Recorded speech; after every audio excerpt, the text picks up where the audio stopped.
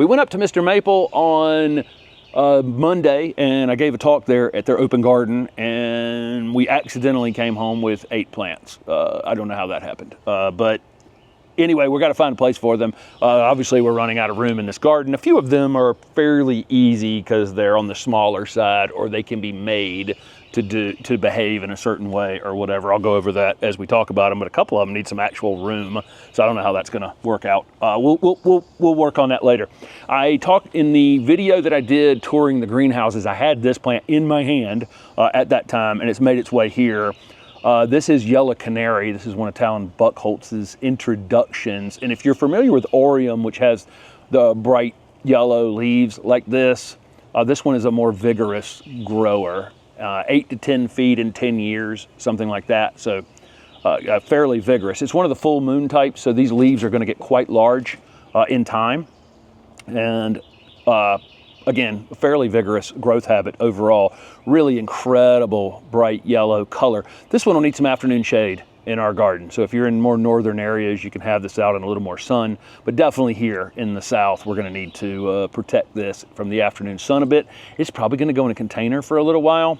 It's the perfect upright, it's grafted fairly low, but this one has an upright stem on it, and I can just control the branching up a little bit higher, and we can plant around the base of it for a couple years. I like to do this with these small Japanese maples. You can get a couple years out of them in the container, and then we can get a couple years out of them in the ground somewhere, or permanently in the ground at that point. But what a plant that is. Look how striking that gold foliage is. There were only, they had a label on them that says 1 per customer, and there were probably only, 15 of them, Steph? They were gone. Literally the first 12 people that parked, 13, 14 people that parked, they were gone that quick. That one was very popular by everyone who was grabbing Japanese maples. This is a sport of Makawa, Yatsubusa, that has variegated leaves. This one's called Snow Kitten. If you'll back up just a hair and show that Makawa in the container that's behind you. So you're seeing that's a Makawa with a fairly low graft on it. And it's, we're able to plant a few things around it in that container. That's an example of a plant we got that was very small, and we've allowed it to grow in a container for a couple of seasons now. And that thing can last in that container for 2 or 3 more years if we wanted to. Makawa, and even more so this one. This is a very, very, very slow growing one. This is a high graft. It was grafted way up here. So these are grafted on Japanese Acer palmatum seedlings. So if you have just a regular, upright, old-fashioned Japanese maple, you get those seedlings everywhere. Those are the seedlings I'm talking about. When they get tall enough, they take a piece of this plant and just graft it directly to that. They cut that plant off and graft it. And this one's, again, this is a high graft, so we'll be able to plant around this for a while. This variegation is on new growth only, pretty much. So if you do a little bit of pruning on it during the season, if it flushes out another round of growth, it will have some additional variegation on it. This thing tends to leaf out a little early in the spring, so this is one thing you need to think about, is maybe protecting it from frost, because that new growth will come out and it'll get pinched, with any kind of frost. But this plant we can keep in a container for years. Just a super interesting variegated sport of Makawa. Then we've got a Feeling Sunny Deodar cedar. So we have that Feeling Blue Deodar cedar that you guys have seen for years. It's over there just basically as a ground cover. I am going to limb a piece of that up and make it a bit taller. This one has been staked already, so it has a taller vertical piece on it. This thing is whatever height it gets staked to. So this is basically the chartreuse version of Feeling Blue. The older needles on here have a bluish color, but all the new growth has a kind of a chartreuse growth habit. These disappeared pretty quick too. I included this one in my talk because, I actually wanted one of these. This is a super heat tolerant conifer that we don't really have to think about here, and it gives us, guess what? Let me see, I've showed them 3 plants so far. One is all chartreuse, one has chartreuse new foliage, and one is variegated. So of course, I never can resist those things when we find them. You can see Griffin, curious back here. He would like to be outside with us right now, and we are letting him out into the garden more. He's gotten better about being out here without being on a leash He is just curious enough, though, that you just have to keep a constant eye on him, because I can call him back from anything now, but if you kind of forgot he was out here for 5 minutes, he could really get some space between you and him. Not on purpose, he's just smelling this, smelling that, smelling this, doing his thing. A couple other variegated plants here. And I'll have, I guess, 5 of them will be chartreuse or variegated of the 8. And a couple other foliage color things too. This is Viburnum lantana variegata. You might see this as a couple other names out on the market, but this is a variegated Viburnum lantana. When we did put up a video with 25 different viburnum in it just a couple of months ago, and there were 10 to 15 viburnum that came to mind that I just didn't have opportunity to film as I was filming that. You know, that's how you're putting these videos together, and you don't necessarily run into all the ones that I would have liked to have included. But I'll probably expand that video in the future, because there's tons of other tons of other viburnum, I won't say lantana, there's tons of other viburnum species out there that are interesting, including Viburnum lantana. And this is a variegated version of it. This one will get moderate size, 6 to 8 feet in 10 years, something like that, maybe bigger than that in time. Blooms on a cluster of flowers that's slightly oval like this, and then in time the berries on it become red and then ultimately black, and birds will take them in the future. So it's a really showy flower. Again, viburnum season. There are some viburnum that bloom a little later than this, but for the vast majority of the ones that I had in that video, they bloom pretty early in the season. It's like viburnum season and then hydrangea season after that. The hydrangeas tend to bloom after most of the viburnums have finished up. This variegated one's interesting, super cold hardy, like zone 4 cold hardy. We're probably on the southern edge of this one. Some of them in that video I showed are almost tropical, and some are incredibly cold hardy. So that's just an interesting genus that includes something that everyone can grow in their gardens in various sizes, evergreen, deciduous. This one's deciduous, and super showy. We'll have to put this one in some afternoon shade. Okay, down here in zone 8, where we are. I think this variegation would definitely be worn out by the end of the season, but it does need some, I think it'll grow, this one will grow sun, part shade, probably even in the shade. It would lose a lot of that variegation. So I need to get enough sun on it that I can keep the variegation without cooking it in the afternoon. One of our great natives, I've always known this as Halesia carolina, but you'll see it as Halesia Teptroptera sometimes as well. And I think Teptroptera means 4. I think it just describes the flowers, right, as having the 4 petals. These are in the Styrax family, but these are native, but typically native in the southeast in the Appalachian Mountains in slightly cooler areas, so incredibly cold hardy, and normally with green foliage. But this is a variegated sport that was found. These get pretty big in time, and they do have those little white dangling flowers, as you would expect, as like Japanese Styrax have, or American Styrax have as well. This one, because of this variegation, is going to need some afternoon. And the fact that we're further into the southeast and we're more likely to be hot and dry during the summertime than it is up in the mountains. This one's going to need to go in some afternoon shade as well. But those of you in cooler areas of the country could grow this plant out in full sun if you wanted to, and it'll become a very large shrub or almost a small tree even in long range. This variegation is going to slow it down some. The new growth is a little bit of burgundy color in it, and then it settles into various variegations on leaves as it goes down.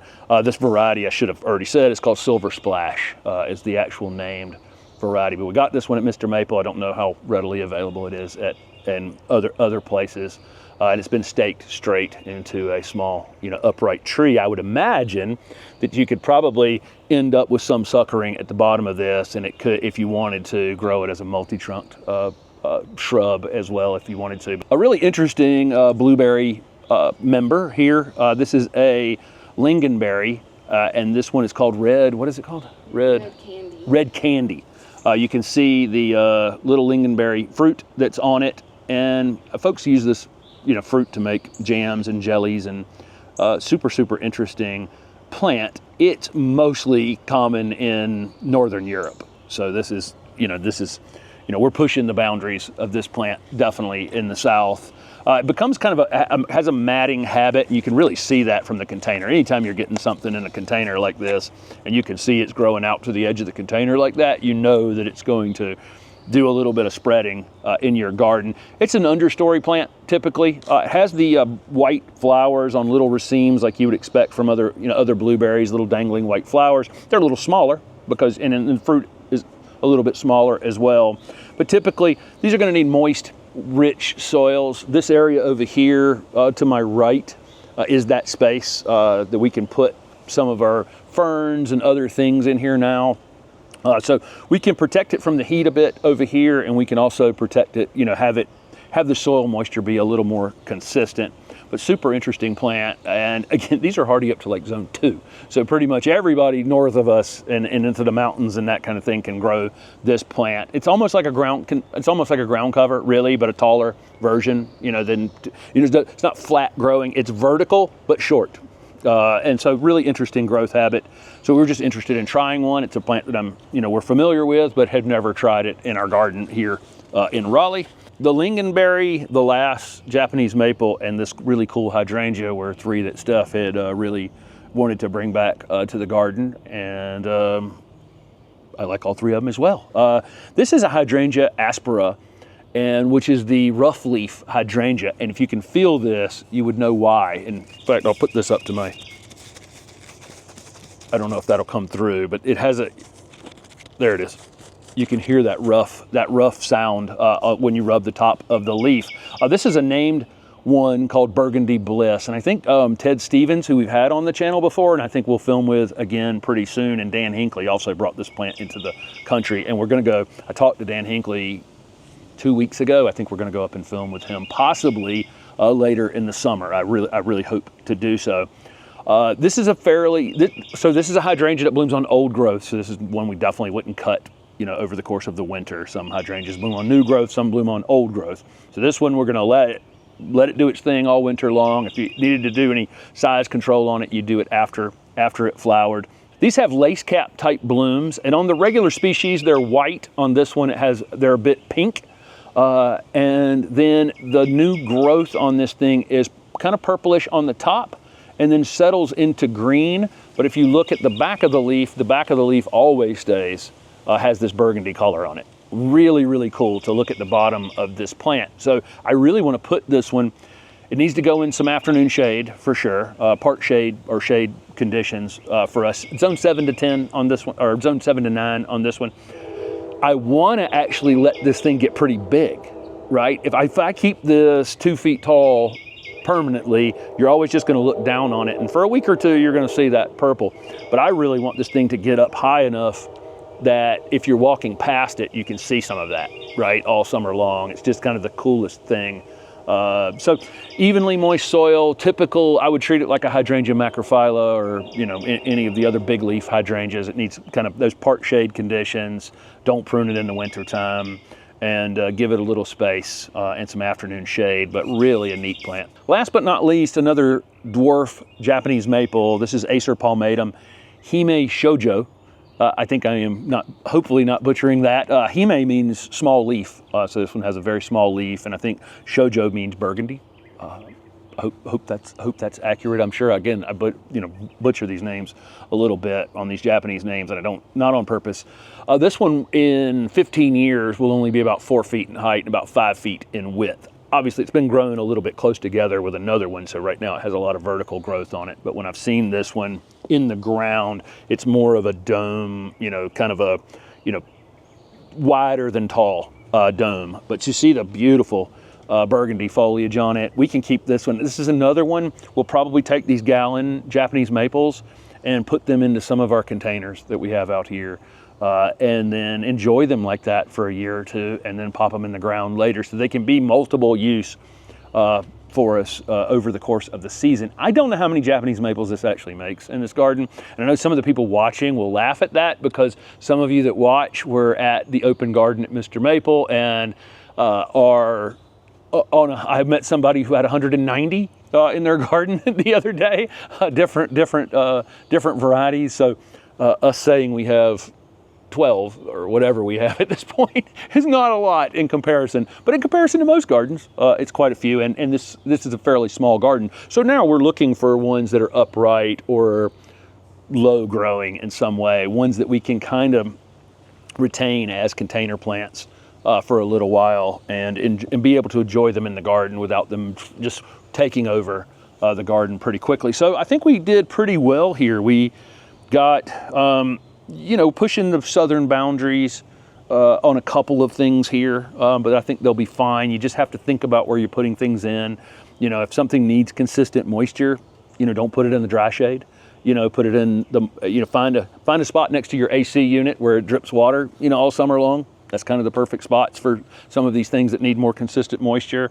The things that have the gold foliage or variegated foliage sometimes need a little bit of afternoon protection, depending on how far south you live. Those of you in more northern areas can grow things, you know, out in a little more sun. So there you go.